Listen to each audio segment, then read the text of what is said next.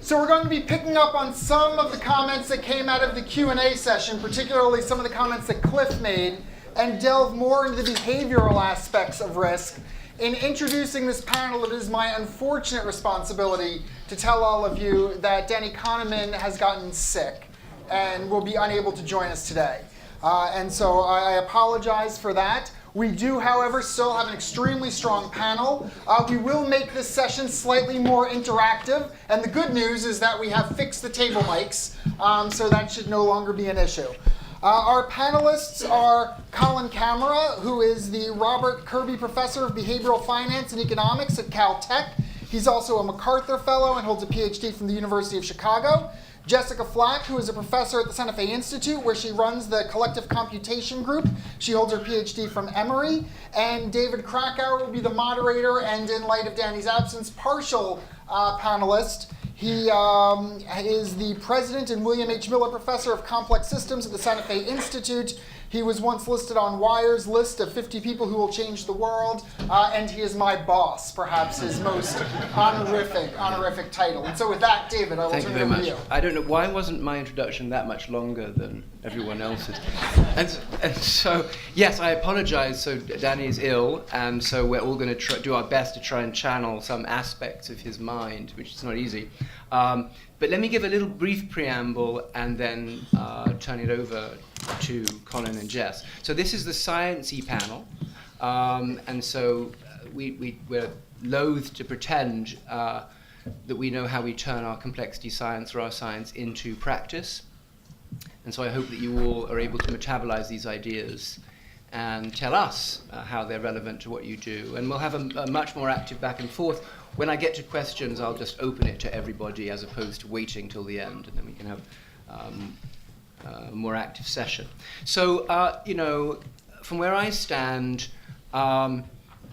what makes this problem so challenging is that we simply don't have a rigorous foundational model of behavior. If you think about quantum mechanics or relativistic quantum mechanics, we have a great model of the hydrogen atom, and in consequence, the periodic table can be made sense of, and we can build transistors. And the implications of our foundational understanding of the physical universe have led to, I think, much of the progress that we witnessed in the 20th century. My colleague, one of the founders of the Santa Fe Institute, Murray Gell-Mann, who himself has a Nobel Prize in Physics, has a wonderful quote where he said, imagine how hard physics would be if particles could think. And yet, when I look at many of the models that economists use to predict and understand human behavior, they're vastly simpler than the Bohr, Dirac, Heisenberg model of the hydrogen atom. Which is in itself something rather interesting. How is it that that could possibly be true? And on that topic, in fact, yesterday I was contacted by a journalist who was responding to an FT article on the new president of Armenia, and I mentioned this to the board last night, who co-invented the video game Tetris, and it's kind of great, right? And also was a theoretical physicist who's now arguing that we should have what he calls quantum politics. And what I think he was saying is we need an entirely new, sophisticated and rigorous approach to understanding systems at the scale that we now live in. And the standard linear models are no longer admissible or even useful. So with that said, the framing I want to give to this panel as it's now configured is the following. If we think about the economy as an information processing system that achieves some kind of equitable allocation, ideally, we need to worry about its components, and we need to understand also how those components come together collectively. So if you think about a computer, we now build transistors very reliably, and we integrate them into integrated circuits to produce near deterministic input-output functions. And so Colin will be transistor, and Jess will be circuit.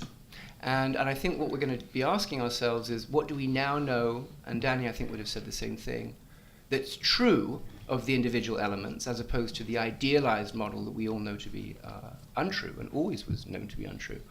And what are the consequences of integrating them And that's an important point because we all like to talk about emergence at SFI.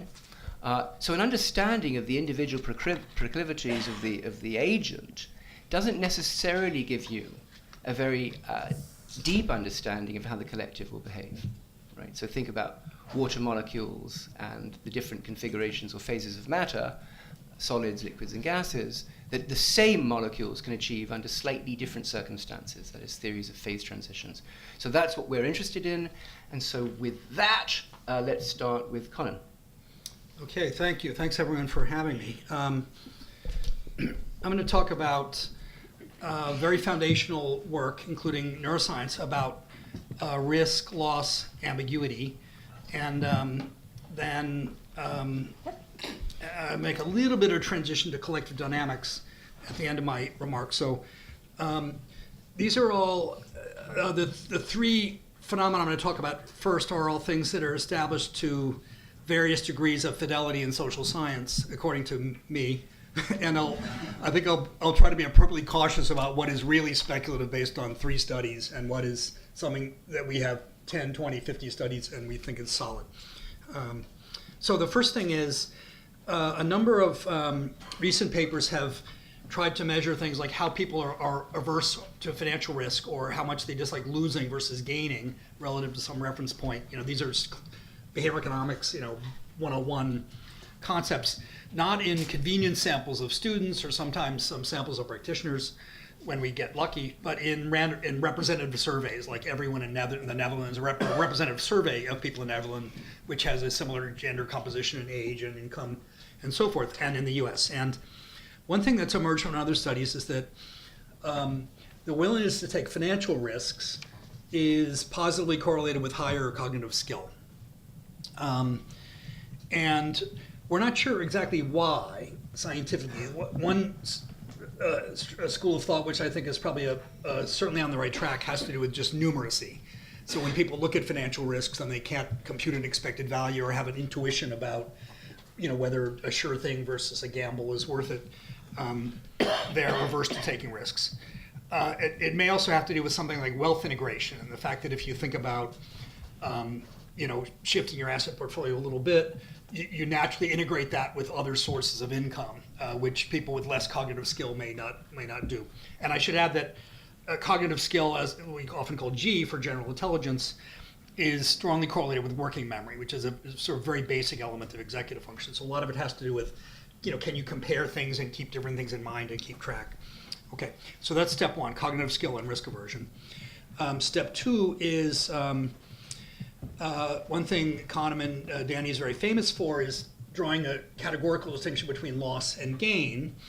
And one thing I'm happy to report is this I'd say this is a medium-wide confidence interval, not a narrow confidence interval, is the neuroscience evidence of a mental distinction between loss and gain is pretty good.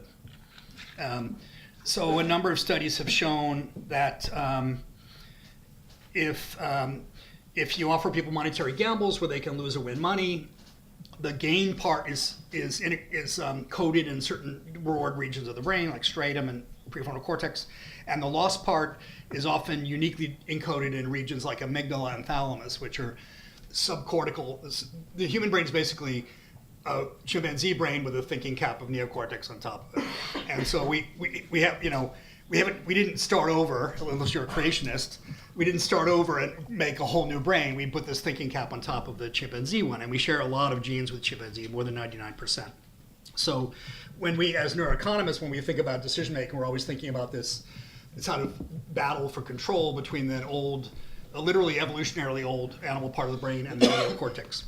And so it looks like when people are thinking about gain and loss, particularly in very stylized laboratory tests, we know a lot less about when you go out to the practitioner world, how well this concept would travel, that there's very basic circuits for what's called approach and avoid, which is like something delicious I need to pursue or something dangerous that's pursuing me.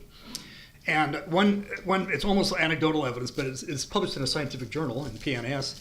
But there are a couple of patients who have damage into this region of the amygdala, human patients, through unfortunate accidents, diseases. And so both sides of the amygdala are knocked out, and only the amygdala. So if you were going to do an experiment, this is what you would kind of want to do with an animal, which would be to, destroy a small part of the brain and see what that animal can no longer do effectively. And interestingly, these two patients are not averse to loss. They don't seem to get a normal kind of fear signal compared to other people their age with the same kind of gender. So if you ever thought like being fearful of loss is really bad for you, I have a method by which we can abolish it. And I should add that most of these patients do live very reckless lives because they get into very dangerous situations that other people wouldn't really get into in a whole range of things. Like they're very gullible about financial investment and about personal relationships and so forth. Okay, so amygdala loss. Third thing is ambiguity. So in decision science, we make a distinction between ambiguity and risk. If we could probably vote on a better language, but that's what we're kind of stuck with by the tyranny of linguistic precedent. And this term is first used by Daniel Ellsberg and a little bit earlier by Keynes and others. And ambiguity we use to mean unknown unknowns, a la Rumsfeld. So the Keynes, Ellsberg, Rumsfeld. And it basically means subjective events in which we don't really have objective evidence in which to form a subjective belief. And this, of course, is going to cover a lot of subjective events, like there are prediction markets in which people bet, and so you can get a collective number out of a prediction market, but nobody really knows what the right probability is for certain political events to occur, or that whether there'll be a next big quake in LA, where I live, and so on. And I think this has entered into finance a little bit in the form of what used to be called home bias. I guess it still is home bias. Home bias, when it was I first began to hear about it, was a very, very pronounced desire to own stocks from your country, or sometimes from your analysts would overinvest in stocks from their city, or so forth. And we think that has to do with something like ambiguity aversion. The ambiguity is exemplified by Ellsberg is you have an urn of balls and you can see inside there's 50 black and 50 red ones. That's called risk. We know it's 50-50 in a frequentist sense. Ambiguity is there's 100 balls, red and black, you cannot see inside, you have no idea what the distribution is. And in the classic experiments, you ask people, would you rather bet on a red draw from 50-50 or a red draw from ambiguity? And they say, I don't want to bet on red for ambiguity, I don't know what's in there. And then you say, well, in that case, if you don't want to bet on red, how about betting on black? And they say, I don't want to bet on black either. And that implies mathematically that the subjective probability of red in the ambiguous urn plus the subjective probability of black adds up to less than 1. What's the missing probability? And so we think of the missing probability, one school of thought is that it's a logic mistake, which I think it is. Another school of thought is that it's a natural human expression for an aversion to making a choice when you have no idea what's going on. That I know there's missing information, and I wish I had the missing information, but since I don't, I don't want to take any bet. I don't want to buy or sell. It's like a large bid-ask spread for the ambiguous terms. Final thing is a risk and insula. So Elke Weber, I think, has a lot to say about this and will later. So of the things I've talked to you about so far, the scientific things, I think the best established, going back about 10 years now, is the idea that when people are faced with financial risks in simple laboratory experiments, you could win G, you could lose L. These are amounts like $10, $20. Whenever we can, we try to scale the experiments up, and anyone who wants to give me money, we can do it for millions of dollars. First of all, I want to be a subject. And we sometimes have done that actually, we the profession, by going to poor literate countries like Vietnam, where $20 is actually a really substantial amount of income. So we think that if you're worried about what happens when there's big money and not just little money, we have some evidence on that. And the evidence is that when people are thinking about financial uncertainty, activity is in a circuit which includes insular cortex, which is a small area. If you kind of drill in your temples a few, maybe 40 millimeters, you'll find a little kind of like a baby egg-shaped region called insular cortex. And insula is part of the body's ambassadorship to the brain. And what that means is when you're feeling bodily sensations in the external nervous system, there's input into insula. Particularly, it seems bodily discomfort. So if you're choking, feeling disgusted, facing a financial risk, being excluded socially in a way that makes you feel bad, or facing a shock, or a loved one is facing a shock. All of those things will activate this kind of discomfort insula system. And so there's a sense in which, as Elke and George Lowenstein and Chris Shih said, is that risk is feelings. That the sense of financial risk is actually represented in this feelings part of this emotional circuitry. And this last thing, and the stepping stone to Jessica, is we did one experiment on artificial stock market bubbles, in which we were interested in, could we say something scanning many individual brains at one time about sort of collective action in a market. Now, these are the simplest markets we would dare to call a market. It's 12 people buying and selling an artificial share, and whoever holds it within a one period of trading gets a dividend. And then it ends at some point, and then there's a terminal buyout. So we can apply some simple principles of asset pricing to this stylized thing. And the interesting thing that happens is the prices rise pretty regularly in a bubble. Sometimes not very high. Sometimes they'll overprice relative to the discounted fundamental value by about 50%, and sometimes they'll trade at 4 or 5 times the fundamental value. And there's always a crash.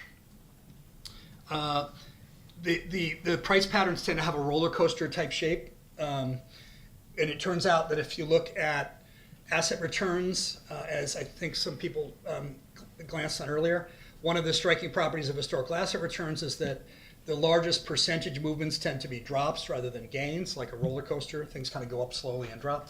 And even though there's absolutely nothing in our experiments that bakes in that asymmetry, that's what happens when people trade as well. And where the insula comes in is there is in these asset market bubbles, let's say the crash happens in period 30 out of 50 periods of trading. That's a typical spot, sometimes earlier, sometimes later, so it's hard to time the market in these experiments too.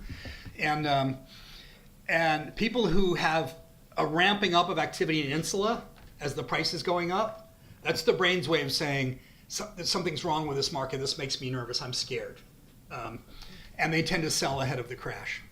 People who have a drop in the insula basically are saying, wow, this market's really regular. It goes up 8% every period. This isn't risky. If you're extrapolating expectations and you're not looking forward too much and not feeling fear, those people keep buying through the bubble and make the least amount of money.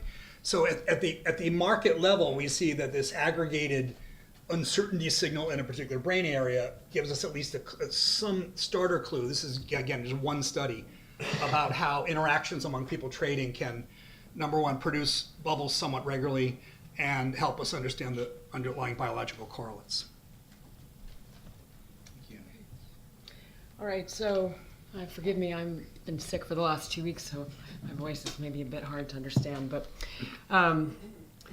so let's see. So I'm a complexity scientist, but a biologist really, and I work on, from the point of view of this meeting, the informational and to some extent sort of analytical edge of strategies that adaptive systems use to gain an informational and to some extent analytical edge for making better decisions. And that ranges from the adaptive systems that we consider range from neural populations all the way up to human social systems. So what I want to do in my 5 minutes or so is enumerate a number of strategies that adaptive systems use for gaining an informational edge. And before I do that, I think it's maybe worth reviewing some of the common features of adaptive systems, just so you guys see that economics are, have properties in common with these other systems that I work on. So some of these properties are that most of the context in which these systems sit are an environment with regularities typically, and the regularities can sometimes be quite complicated to extract. So that's the most important observation, perhaps. And the second point is that there are, of course, confounding factors, noise, that the system needs to worry about in the environment. And the third is that this noise can be compounded by the system only having exposure to a finite sample or a small data set. Right? So these are some of the challenges that adaptive systems face. Now, adding to this, in basically all adaptive systems, the components or the individuals are error prone. They're imperfect information processors. And in addition to that, they have only partially aligned interests with each other and limited computational capacity. All right? So given these constraints and the difficulty of extracting signal from the environment, there's a subjectivity problem. And the question on which I work is, how does nature overcome that subjectivity to produce ordered states? Okay, so the third property of adaptive systems is that nearly all of them are collective. And these properties that I've just sort of listed, they mean that there is a lot of intrinsic subjectivity in these systems. And the question on which David and I work is what are the strategies that adaptive systems use to overcome that subjectivity? So 3 of the strategies I'll just go through now. One of them is that you partition your effort when making decisions into what we might call information accumulation and information aggregation. Information accumulation relates a lot to some of the things Colin was discussing and that you see in computational neuroscience. How do individuals estimate those regularities? What are the algorithms they use to extract pattern from the environment?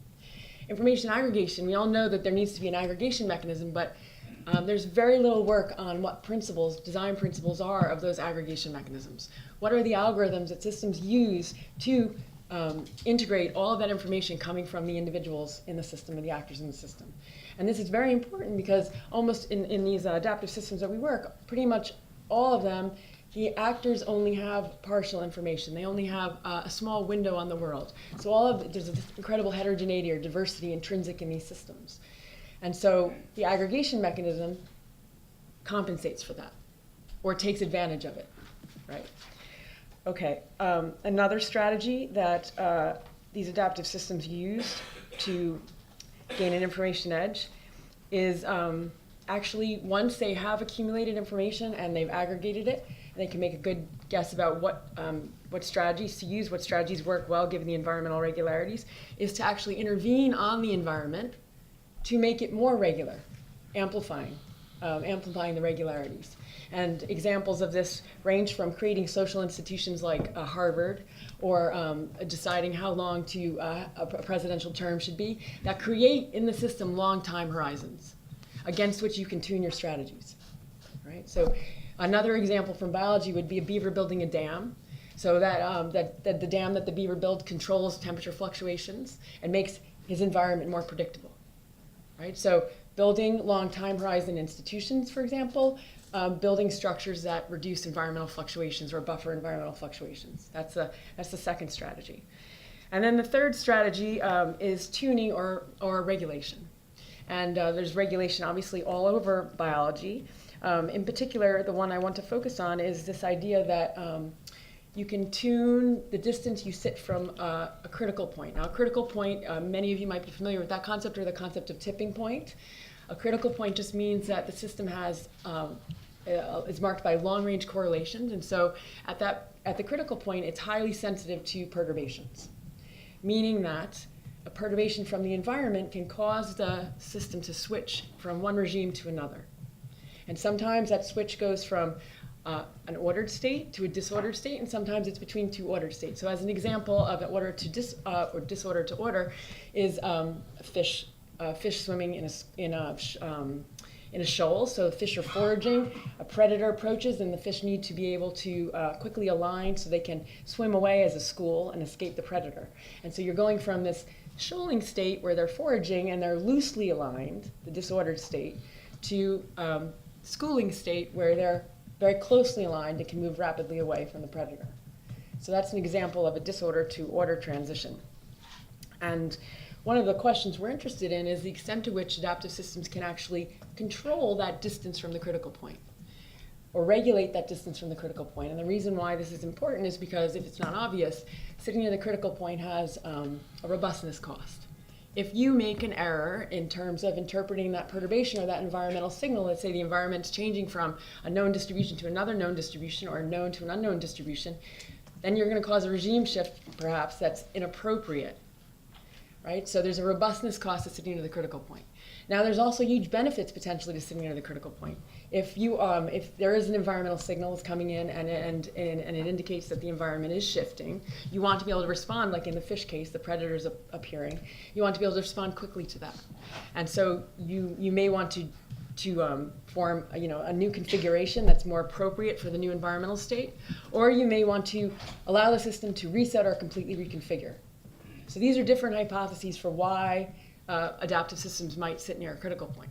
Now, because there's this trade-off, this robustness adaptability trade-off, it's a little problematic to sit near the critical point. So one of the questions we're interested in is, can these biological systems tune that distance? So that's the third strategy. And I think it's worth really hammering on that a little bit, because when we think about markets, and obviously I'm not an expert on markets, we often think that crashes are bad or resets are bad, but in fact what biology might suggest is that it offers amazing opportunities for new things, right? And so that's just something I want to get on the table. If you have this global picture, the global picture of patterns in the system, some of the things that we sort of are biased to think are bad may not actually be that bad. Great. So I'll just summarize, and then I sort of want to open it up. So we'll do this iteratively. It's interesting that Colin was in some sense saying that some elements of prospect theory that was a descriptive, somewhat made-up theory. So if Danny were here, he wouldn't be saying that. Well, he might be saying that, but I'm saying that. And so actually do have more serious cognitive underpinnings. As many of you know, when they came up with that theory, it was in some sense to encode in a very simple framework observations, qualitative observations that were more in tune with how humans really behaved, that we had an asymmetry of gain-loss, and we were very bad at estimating probabilities, two things that Colin mentioned that have experimental support, as opposed to that very strange, I was very shocked by that red versus, I would just assume a uniform prior when you're in the ambiguous state. But so that was an interesting result. So that's one side. And then Jess's points that some of the characteristics of the economy are shared by non-economic systems, and we can gain insights from studying them. In particular, this notion, which I think is really profound, that phase transitions are characteristic of adaptive systems, disordered states are characteristic of adaptive systems, and that perhaps we're looking at the wrong level when we worry about collapse and bubbles, because at the larger global scale, as Jess was suggesting, some of these resets might be essential and inevitable, and like recoveries from mass extinctions. I mean, after all, in Earth history, we've had extinction events that have wiped out 95% of, for example, terrestrial species, and here we are, as if nothing happened. So with that background, is there anyone would like to address some of the issues that we just heard? And if you don't, I'll just pick on people that I know. Jess, I'm wondering that the third strategy you mentioned about regulation when there's a disturbance or a threat in the system, it was reminding me of the comment this morning on how we seem to be, as a school of Wall Street fish, reacting differently to geopolitical threats than before. I'm wondering, what can we learn from biological systems about when the signal and response changes over time, and how to think about whether it's a good or healthy development or warranted, or whether it's creating more risk? Yeah, I mean, the first thing I would say in response to that is I wonder whether it's really the case that we're not responding, and maybe it's just the structure of the financial networks and so forth has changed and they're denser, for example, and it creates a more complicated correlational structure, which makes it hard, which makes the volatility lower. So that would be that's my first reaction when I hear this comment about volatility. And I think we see that kind of thing in biological systems. Yes, at the back. So for some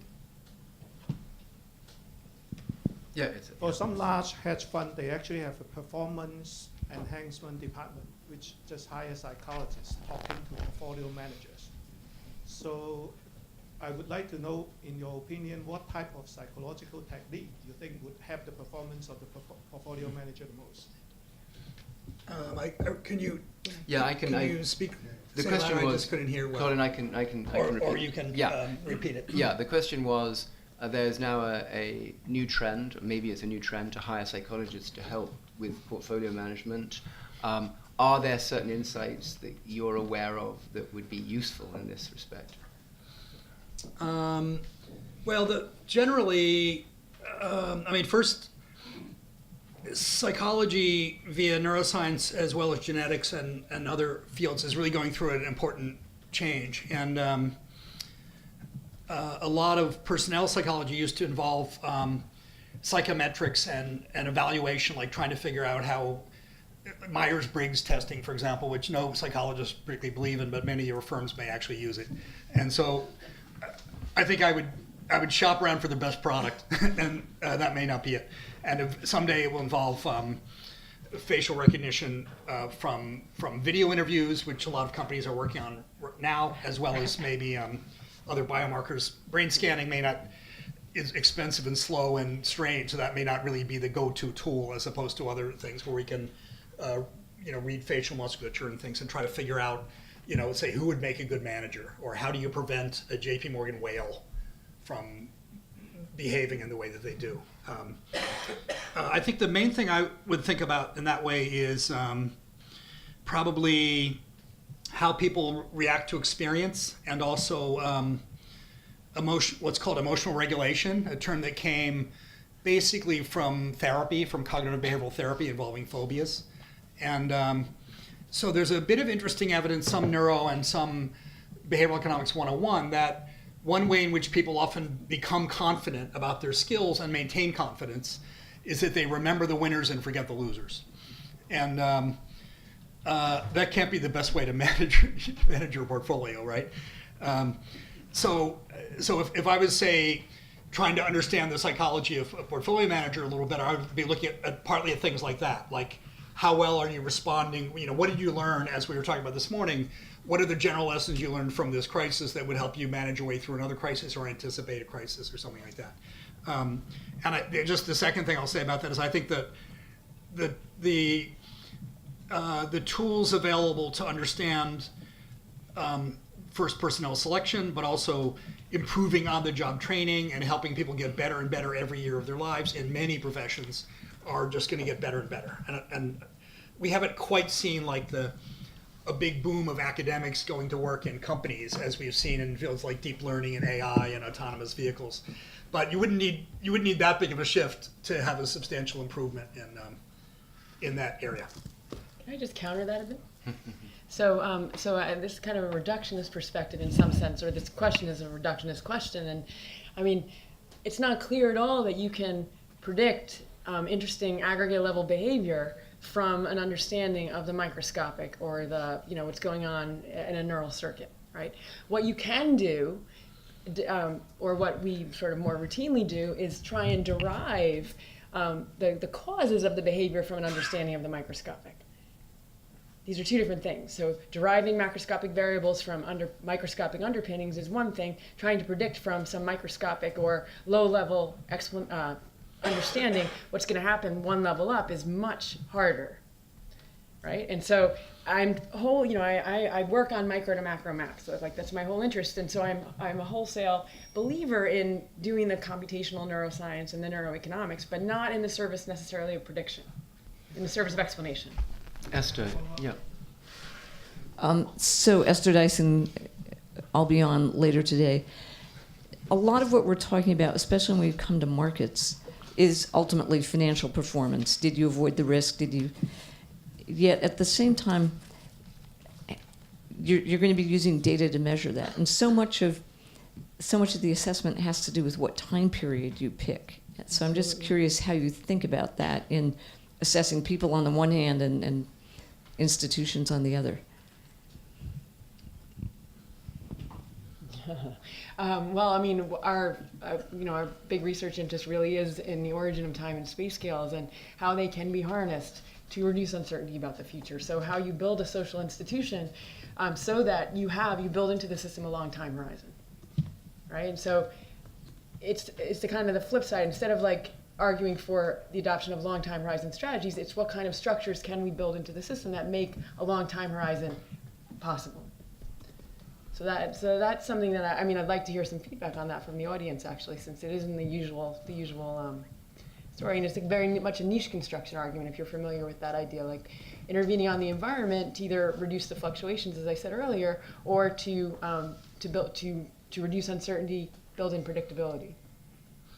I'll say one thing about this. So there's a fair amount of progress to be made in cognitive neuroscience about, so one way to cast your question is, if you're thinking about an individual's performance or a fund, or a similar problem, which is when we're trying to learn from experience in the past, how much we want to downweight old experience versus weight things rather equally. And there are lots of concepts in econometrics like Kalman filter that, if really shocking changes occur, you may not want to then take a 10-year average. You might want to look at a 1-year average in order to forecast ahead. And the interesting news is that in tasks that are designed to have some sort of ecological validity for very old-fashioned things that humans and our descendants used to have to do, which is like foraging with seasonality, the brain seems to be capable of making not just kind of reward tracking a history of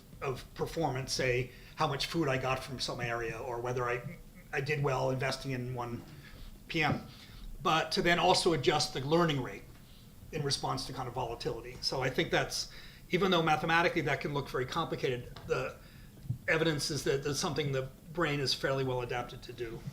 I could just add one thing to that too, and so an open question is, what is the optimal separation of timescales for institutions and individual level behavior, right? I mean, how slowly do you want that institution to change so that you get that predictability, but also allow, when the distribution at the microscopic level shifts, that can percolate up and make it into, be captured, reflected in the institution, which.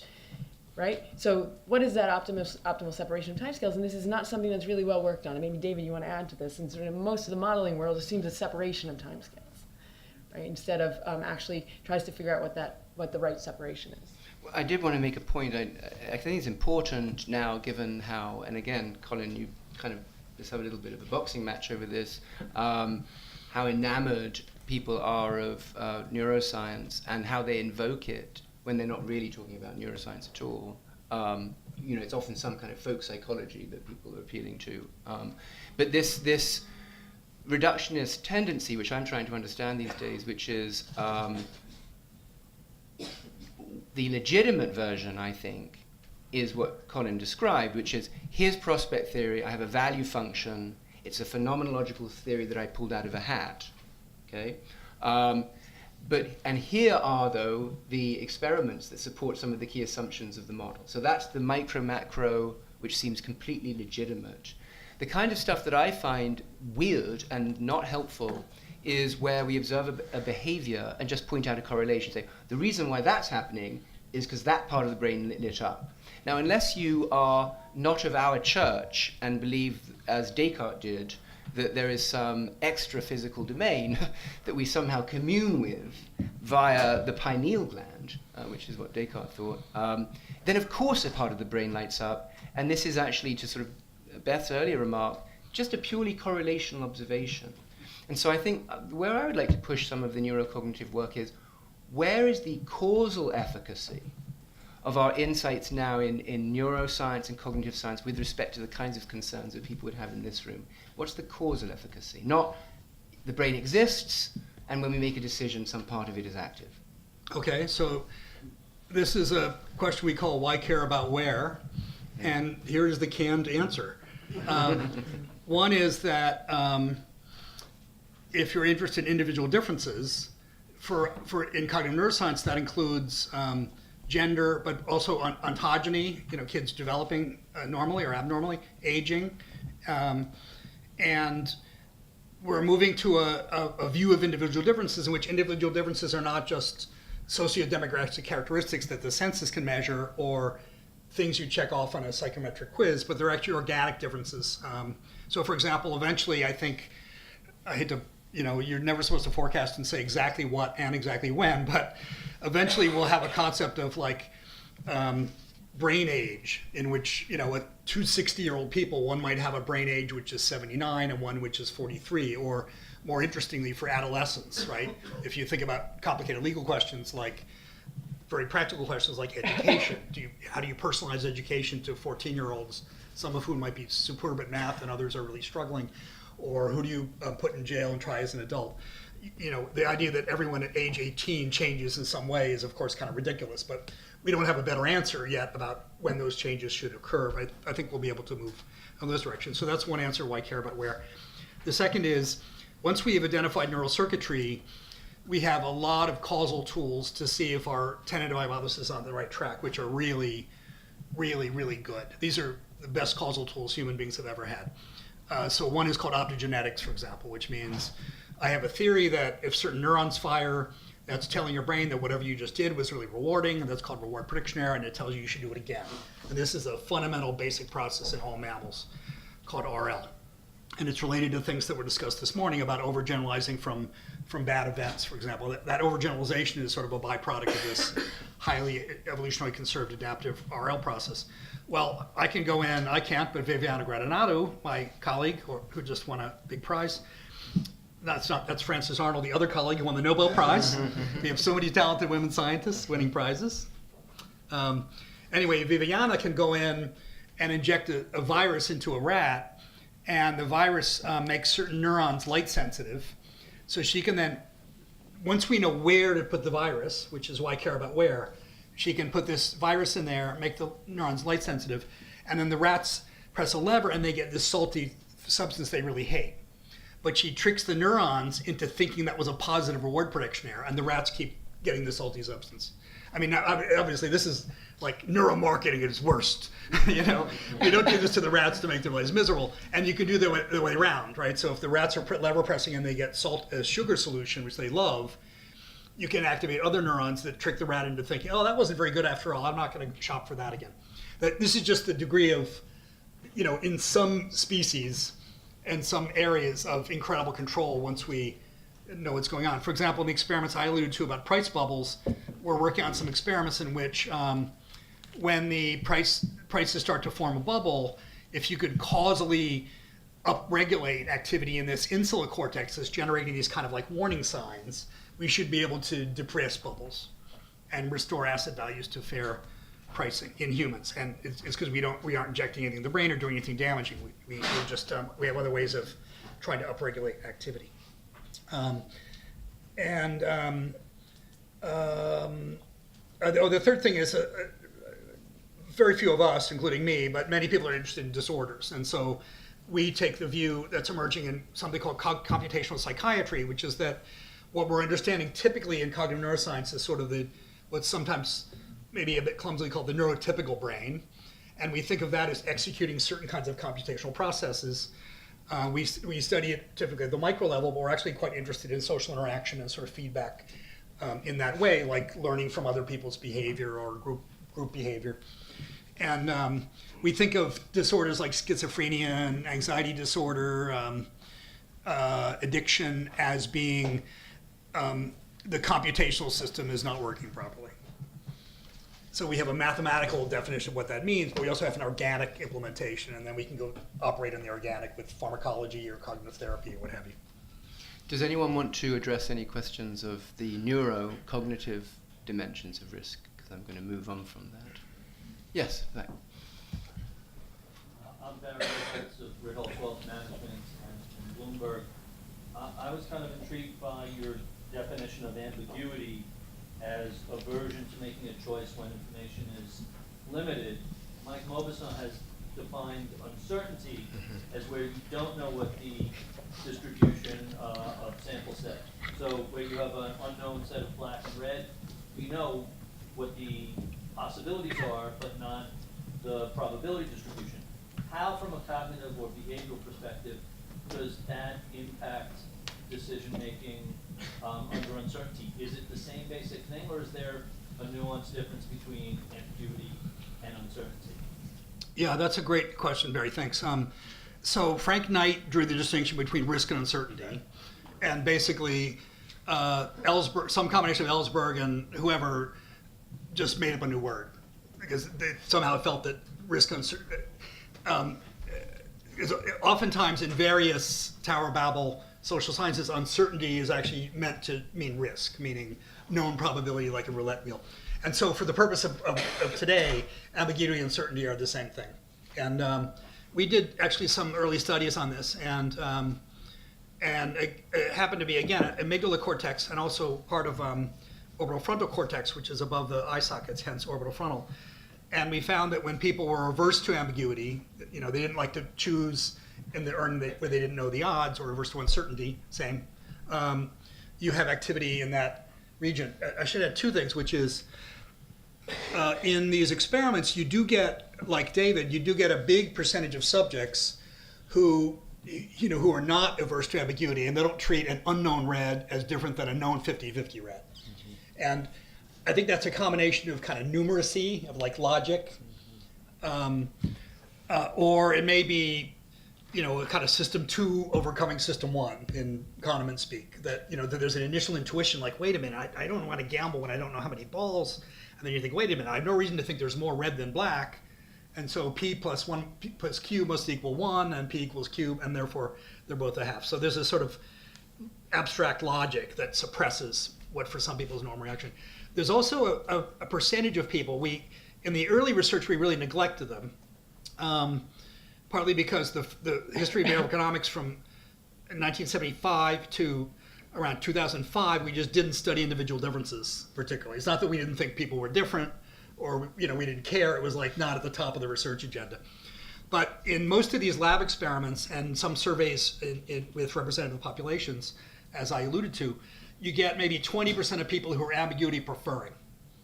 So these are essentially people who say, oh, if I bet on red in the opaque urn, there's going to be a lot of reds. And if I bet on black, there's going to be a lot of blacks. Now, that may sound pathological, but it's just on the flip side of probabilities that add up to less than 1. This is like subjective probabilities that add up to more than 1. And you can think of it as a kind of delusional optimism. But this occasionally exists in the business world, and it may actually flourish and be supported sometimes. I'm thinking of Silicon Valley more so than Wall Street closer to home for me. And again, we don't know. That really just has not been unpacked. We don't know whether to think of that as a pathology, like a delusion, or just a kind of healthy degree of optimism, which may actually be very adaptive.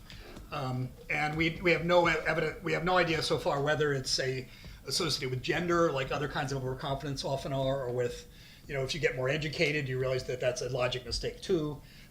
So we're really early days on that, on the nature of these individual differences. I want to talk a little bit, move on. John, did you have a question? Was that just, yeah, go for it. A little slight change in the subject. So I really appreciate the two perspectives you've presented, the neuroscience perspective and the complex systems perspective. And they're both perspectives on behavioral finance. That's what it's about. So I wonder if you could apply your two perspectives to critique what's sort of the dominant theory in behavioral finance, which is that, or one of them anyway, the Schiller theory, that people are over-persuaded by narratives. And the narrative changes, and so the prices fluctuate, and he documents that prices fluctuate much more than dividends, and so it must be that they're just sort of listening to stories all the time and changing their minds. And in the more extreme case, when the narratives pile up on each other, you get a boom, irrational exuberance. He calls it stealing the word from someone else. And when there are lots of bad stories, it's irrational pessimism, and that's why you get booms and busts. So that's a story that Schiller has made extraordinarily famous, which is quoted by thousands of people and believed by more. So does it have a neuroscience basis? Does it have a complex science systems basis, or is it just a narrative he's telling? You go first, Con. Okay. Yeah, I thought about this a fair amount. So basically the one experiment I described to you that was published by Josie Schenkman, thank you, he was the handling editor, did show that you could get bubbles out of individual behavior, and in the starkest domain where there's no narrative. We actually we have a plan for a whole research program of experiments, and one of the things I would love to study would be to have like a chat, where the stocks that are being traded have something interesting to talk about. It could be something as simple as the color, or there's a series of people who are associated with the stock or something like that, so that you could tell a narrative like, wow, before we had this unprofessional CEO because they didn't have a tie on, and now we have a professional CEO or something like that. I think the narrative is the basic concept that associations to previous episodes, and that those are processed in a kind of non-Bayesian way is pretty likely to be correct at the micro level. Now, one thing, I don't know if Bob has worked on this, but we're in what I call the golden age of social science, which means we have lots of theory. Economists are, like John, are really good at creating more theory, right? So that, you present anomalies and new data after the great financial crisis, there's 20 ideas, like your beautiful paper, about, what's the new model which we should be thinking about. But we also have more and more and more data. So if you think stocks have to do with narratives, you can just look at social media and chat rooms and annual reports and news coverage. And it forces you to say, what do I mean by narratives piling up? Like, scientifically, what does that mean? And I think, any PhD students are here, probably not, but if you were a smart PhD student and you were a little bit patient on risk-taking, there's 10 more ideas like that. So I don't think we have anywhere near to real evidence linking, actual trading behavior where we study neuroeconomics with narratives and analogies with, actual aggregate NASDAQ or NYSE or foreign level data. But you can see a kind of research program. At least I can. Can I just get a little bit to the other side? And it's this, I think part of what we've been in the business of demonstrating is that these qualifiers, like irrational, are actually kind of silly because they're measured against a baseline which was irrational, right? That's some idealized conception of the human being and the human mind. And so we were talking actually just in the other room before we got in here. What you're talking about, John, are various forms of positive feedback, right? Leading to one of two possible attractors, one rather positive and one rather negative. And so there are concepts that we work on all the time, notions of contagion, notions of synchrony, consensus formation. So if you replace some of these wishy-washy terms that might communicate some essential insight with rigorous concepts like those, then I think we could make real progress. And I think the notion of, again, sort of some irrational optimism, we might consider quite a natural state of mind given a particular network structure or a particular infectivity process. So I'm somewhat loath to applying human labels that are based on a model that's either invisible or idealized, and sort of start again. Anyway, that's where I stand. So. I'll just add a little bit more nuance to the discussion because there's a lot. It's a really rich topic. So I'll translate what you said, this sort of Schiller perspective, into our language, which is, the individual. We talked about information accumulation, information aggregation. Individuals look at the world. They try to make some estimate of the regularities. We can say they coarse grain the environment, and as they have the individuals in our system, it's collective. As the individuals have similar computational capacities and are exposed to similar sized data sets, those coarse-grained estimates of the regularities should converge, feeding back to reduce the behavioral variance. So then if they're seeing the same thing, they're responding similarly to it. And then there's this sort of average behavior in the system, and they see that and respond similarly. So there's even more constraints get built in. So you get this positive feedback that David is describing. Through that process, we think actually you get new levels of organization emerging in the history of life. So it's a really important, profound concept. However, it happens much less than we think than it seems like it should. And so that's the nuance I want to inject into this. So we have some number of major transitions where you go from simpler societies to more complex ones, and where these kinds of new levels are emerging, but not maybe as many as you would think if this process was really an easy one to achieve. And so we were talking about this in the green room. We talk about groupthink, and we think it plays such a big role, but we don't really have necessarily the right data set to ask that question, because we're evaluating post hoc. We're looking back and saying, oh, that's groupthink, but we don't have all the cases to quote Kahn of when the groupthink didn't happen. Right? So what are the conditions that make that increasing that increased correlation possible? There's a question here. I think you just speak into it. Yeah. It's okay. No, dude. Yeah. Hello. Hi, Federico Giulli from Goldman Sachs. Fascinating on the adaptive systems, particularly as a quant investor. But can you talk a little bit about the role of machine learning in the link between neuroscience and adaptive systems? Mm-hmm.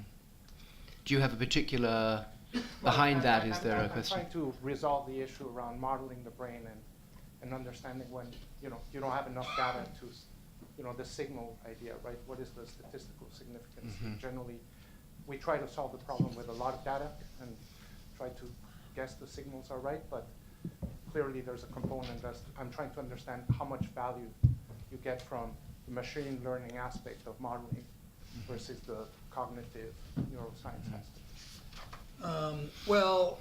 So we use machine learning in neuroscience now quite aggressively, partly because, for example, a technique called multi-voxel pattern analysis is often used. So for example, Stan DeHaan is a fantastic neuroscientist who's been interested in numbers, what he calls the number sense.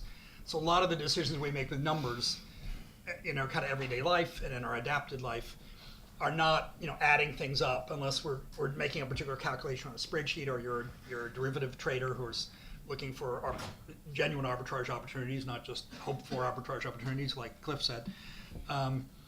But in addition to that, sort of higher level, we just compare numbers in a kind of physical way. And so it turned out Stan was interested in things like, if I scan the brain, can I find a representation when people see a 3 or a 4 or a 5, like in a number area? And that may sound a little silly, but there is some dedicated circuitry for certain things in the brain, like somatosensory cortex. So if you take a surgical patient and you put an electrode in a certain part of the brain, which is here, and you stimulate certain areas, if you stimulate one area, their thumb twitches, and their finger twitches, and their finger twitches, and there's more regions in the brain that are part of the ambassadorship of the body where there's more nerve endings. So that includes genitals and lips, for example, have these big ambassadorships in the brain because those are things that are somehow biologically very important. Anyway, why am I telling you this? Because when Stan and people looked for 3-ness in the brain and 4-ness, there wasn't a 3 area, there wasn't a 4 area. But when they did MVPA, it turns out that there are a few hundred voxels distributed in different brain areas, which all contribute a little bit to the sense of 3-ness. And it could be the vocal sound of 3 in your language, it could be a physical concept of 3 versus 4. It could be that, like synesthesics, or rather people with incredibly good memory often think of the numbers as having personalities. So they think about a string of numbers, and 3, 3 is sort of jolly, and 8 is kind of like a snowman. So there may be all these things in the brain. So we use machine learning increasingly to say, if we think that interesting things the brain is doing are quite decentralized, you need to look for what the voxels are. And you have 65,000 voxels, and you're looking for 100. So when you do that, you can't run a regression with 65,000 variables. You do lasso or support vector machines or other things people use. I do want to get at this, and Michael, I don't know if you're in your panel, you'll talk about this. You're going to touch some of this, right? So Pedro should also. Yeah. I don't know if Pedro's got a point of view, or Michael's got a point of view. They should jump in. Yeah. So let me just make a remark, and then you folks talk. I think that it's an interesting discussion and a really important question, not only for this industry but for science. The basic pattern that we've observed are areas that don't have foundational principles are most susceptible to machine learning annexation, right? And so, theoretical physicists aren't using it very much because we have general relativity and quantum mechanics, and we have fictional theories like string theory. And so, but nevertheless, but that's a field that doesn't. And on the other hand, biologists, neuroscience, we have, billions, tens of billions, I don't know, 86 billion is the current estimate of neurons in the human brain, where we don't really have a foundational theory. We have a theory of nervous action at the single cell, and there these methods become very important, and the trade-off, and again, Pedro and Michael, the trade-off there is between prediction and understanding, because, and I think our internal concern now is, to what extent are we willing to forfeit understanding and causality at a dimension that human brains can reason through, as opposed to a highly predictive out-of-sample modeling framework that has, on the order of 1 million free parameters.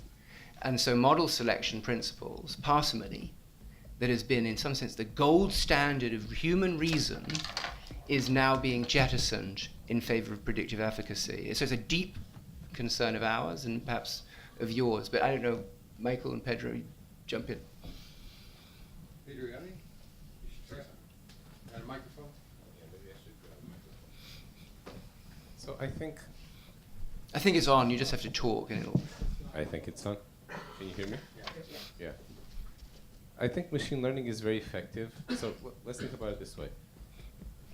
There's some fields where there's a very small amount of knowledge that goes a long way. You know, there's logic, and then there's mathematics, and then physics, and then chemistry, and the pyramid keeps widening. 99.999% of all knowledge is very circumstantial. It's something that most human beings, even all of us together, will probably not have. That 99% of knowledge is something that machine learning can help us get a hold of. I think this is true, you know, not just in everyday life and in things like investing and, you know, how people behave and advertising and so on, but even in things like neuroscience. I think at the end of the day, we're actually going to have models in neuroscience that were built through machine learning that human beings, for the most part, do not understand. But we can test them and convince ourselves that actually they are very accurate. And then, you know, people can make up narratives about them after the fact that make them sound more intelligible. But I think the fact, you know, we have to become comfortable with the notion that a lot of phenomena are more complex than we human beings can handle, but maybe machine learning can handle them. Having said that, there are a lot of pitfalls that machine learning can fall into that we have to be very mindful of, and, you know, and we have been falling into some of them. Mm-hmm. Yeah, thank you. Mike has a Michael comment. over there, and yeah. Yeah, just to follow up a little bit on what Pedro said. I think we'll talk more about this on our panel after lunch. And I'm not sure of what exactly the kind of origin of the original question was, but I think, you know, on the topic of whether neuroscience can benefit from the use of machine learning as a research tool, you know, somewhat to Colin's answer, the answer is, you know, yeah, just like every other field that has large, complicated data sets. But I think if the goal of the research there is actually to kind of not just understand how machine learning would model something, but how the human brain actually works, it's less clear that it'll like provide insights of that variety. And you know, my advisor, who was Les Valiant, who's thought a lot about, you know, connections between machine learning and the brain and neuroscience, you know, once made the observation that, you know, just kind of questioning sort of the goal of neuroscience as being kind of coming up with something like the Maxwell's equations of intelligence, for instance, or perception or whatever, that might be misguided in the sense that, you know, maybe the shortest description possible of sort of higher level functioning in the human brain might look more like a, you know, 1,000 page, you know, C++ program, or a neural network, you know, that, you know, has 1,500 layers, and there's sort of no further understanding to be had there. It can't like be decomposed down into very simple mechanical principles, and that might just be the way things are. And, you know, I'm not a neuroscientist. I don't even play one on TV. But I'd be interested in what Colin thinks about, you know, just the possibility that maybe neuroscience is never going to look anything like something like physics, for instance, in the sense of having sort of decomposable, simple principles that then kind of explain much, much higher level functioning. Yeah, I think it's going to look, and certainly it's hard to disagree that a good model of the brain, which is a neural network, is going to be a neural network. I know Mike pretty well, so I'm going to tease him. But I think you said exactly the right thing, which is, what's the level of dimension reduction, or what's the minimal model that's going to do almost everything we want to do? And it's, I mean, just like Borges and somebody who has this map, you know, you don't want a map that has a scale of a mile to a mile. The point is to reduce it. And I think it'll look more like C++ code, and it'll have, you know, like people in evolutionary psychology who are strong modularists believe that there are these sort of somewhat isolated modules, and you ask them like how many modules are there, and it's not their favorite question to answer, but you know, sometimes if you can get an answer out of them, it's like 70 to 100, and that sounds probably right. It might not be off by magnitude. It might be 1,000, and I don't think it's going to be like Maxwell's equations. Although there are some very elegant simple equations like divisive normalization, which means you only have so many neurons encoding visual cortex, and then the neurons kind of like divide out so that a fixed amount of attention is being efficiently allocated, a la Horace Barlow. And that same formula seems to work in auditory cortex and visual cortex. So they're kind of like macros or things like in computer science that are repurposed in different parts of the brain. And that's part of how you're going to get the dimension reduction, right? There's a smaller tool set that's then combined and mixed in different ways and then tuned by learning or what have you. Jump in, yeah. I think there's actually two very different ways in which machine learning can contribute and is contributing to neuroscience. The first one, maybe is the more obvious one, is to make sense of data. You know, we're doing connectomics. There's no hope of actually getting the wiring diagram of the brain without machine learning to process those images automatically, because there just aren't enough graduate students to do that, no matter how lowly paid they are. But then, once we have that circuit diagram, the real work begins, which is understanding what the heck that's doing. And actually, I think the more valuable use of machine learning is going to be there is to provide concepts, and of AI more generally, not just machine learning, is to provide concepts to understand what the brain is doing. Because without those concepts, we're completely at sea. I do want to, yeah, I think and then, it's you know, just to finish that thought yeah. and connect to what Colin was saying, I think, so, or like to the question of like, what is the language, right? I actually don't think, you know, a mature theory of neuroscience is neither going to be Maxwell's equations nor look like a bunch of C++ code. It's actually going to be in a new language. And our job is to invent that new representation language, which is going to be good for neuroscience. And I think machine learning has a lot to contribute there. Maxwell's equations are actually a great example. They were very, very complicated before Heaviside actually invented, you know, the differential, you know, vector notation in which it's expressed. Quantum mechanics would not exist without complex numbers. And, you know, and the list goes on. So I think the biggest question that we have to answer is find out this representation. This is where machine learning is very useful. One more thing to bear in mind is that actually it's a two-way street. Neuroscience is extremely useful to machine learning as the source of ideas. So I actually think it's by this two-way interaction that we're going to make progress. I do want to disagree with all of you, Michael, Colin, and you. And because I think the mistake you're all making is not understanding the level of granularity that complex systems need to be described at. So if I were to tell you that there was this theory that would give you within reasonable bounds pattern production in a city of a certain size, you know, the lifespan of a mouse, right? In other words, I'm talking about Jeffrey's work on scale. What Jeffrey discovered was the appropriate, what I guess in thermodynamics you might call variables of state, coarse-grained variables at which the regularities exist.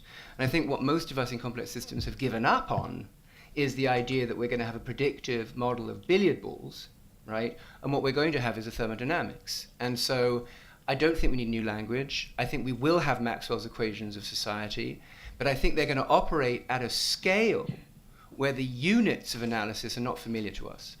So they won't be individuals. And I think scaling theory is the best example of the most successful theory we have that found the right level of granularity at which the regularities exist, right? So I'm more optimistic, and I don't want to cede this to a $5 million machine learning algorithm, but that's my view.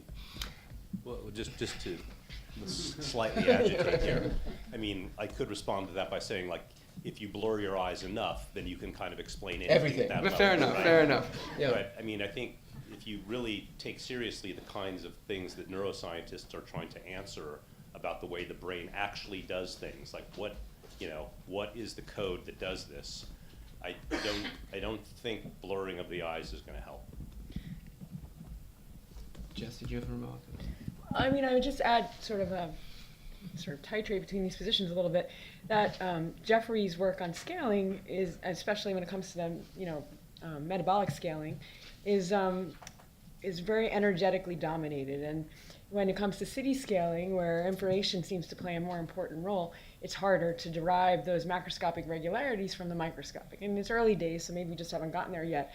And so the sort of perspective I want to get back to this machine learning issue is that one of the reasons why I think actually neuroscience and collective behavior can have a lot to say to machine learning, and machine learning will have something to say to neuroscience, but maybe not as much as we think, is that we need to build models that take into account the system's perspective. And a lot of machine learning models right now, and maybe down the road when this two-way street really gets going, just don't do that. They're about prediction. They're not about understanding. And so, right, the system's perspective, we really need that view. Can I, before you ask, because you've asked, does anyone else who has not asked a question want to ask a question? If not, I'll ask the chap who has asked questions. One over here, yeah. So, Amit Sinha, fascinating discussion because it kind of brings together the question that I'm looking to just get thoughts on, which is in complex systems, even if you had perfect information, can you actually make predictions At the macroscopic level, you can. at the macro level? Yeah, but I mean, it's much harder to predict from micro to macro. But at the macro, yeah, I mean, ideal gas law, we want those reg scaling. Those are regularities at the macroscopic. And so they do exist. The question, though, is when information processing is really important, can we know a priori what they are or identify them easily, or do we need to take the system's perspective into account to even figure out what those macroscopic regularities are? And that's what I would argue. Okay. If I could just maybe ask you to push that a little bit. So taking Bethany's example in the markets, where she said, well, there is information asymmetry. Mm-hmm. And if from that closed circle who knew about mortgage derivatives, if it went across and everybody had the same information. But then when you think about the markets as a complex system, and let's say 2008, and it was really unpredictable that even with complete information, is the Fed going to bail out Lehman? Is the Fed going to bail out Bear? So that full information might not have helped in the complex system. Yeah, I mean, part of the problem is that new regularities are being created as the components do information processing. So that makes the prediction from the beginning hard, right? And so I thought that comment that she made was excellent. I mean, that's where the game is, I think. But again, it comes down to what we consider prediction and explanation. So if we were to say, we expect phase transitions, or we expect cascading failures, right?